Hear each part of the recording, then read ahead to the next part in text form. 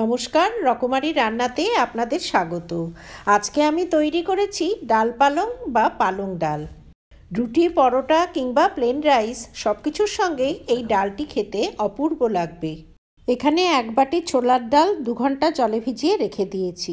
এখানে এক বান্ডিল পালং শাক পরিষ্কার করে বেছে নিয়েছি। এবার এটাকে ধুয়ে কুচিয়ে কেটে নেব। শাকটাকে মিহি করে কুচিয়ে নিয়েছি। শাকটা আগে ধুয়ে নিয়ে তারপরেই কাটতে হবে। এখানে নিয়েছি 1 মুঠো ধনেপাতা, 2খানা টমেটো আর 3টে কাঁচা লঙ্কা। সবার প্রথমে গ্যাসে প্রেসার কুকার বসিয়ে ছোলার ডালটা সেদ্ধ করে নেব। ডালটা যাতে ডুবে থাকে সেজন্য আরও 1 বাটি জল অ্যাড করে দিলাম।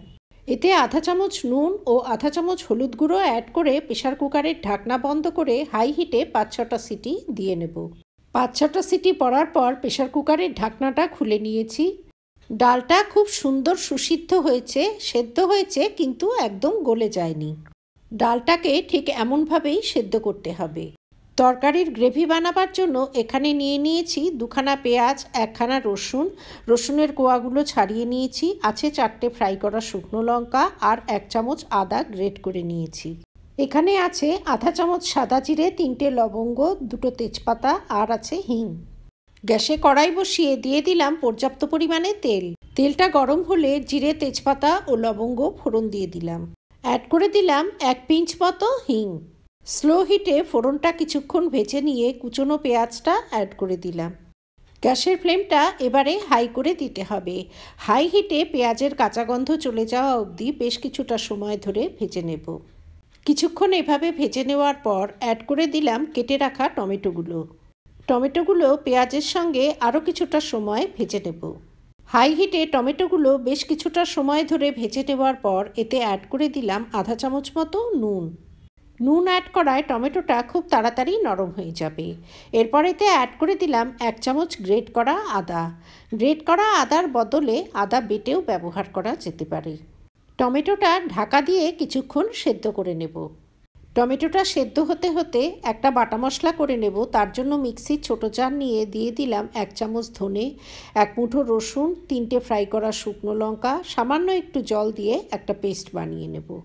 পেঁয়াজ টমেটো খুব ভালোভাবে কষিয়ে নিয়েছি। এবার অ্যাড করে দিলাম মিক্সিতে যে শুকনো লঙ্কা ও রসুনের পেস্টটা বানিয়ে রেখেছিলাম সেটা।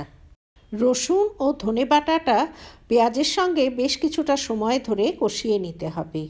অ্যাড করে দিচ্ছি 1 চামচ রোস্টেড কসুরি মেথিটা গরম তাওয়ায় হালকা ড্রাই রোস্ট করে গুঁড়ো করে অ্যাড করে দিলাম।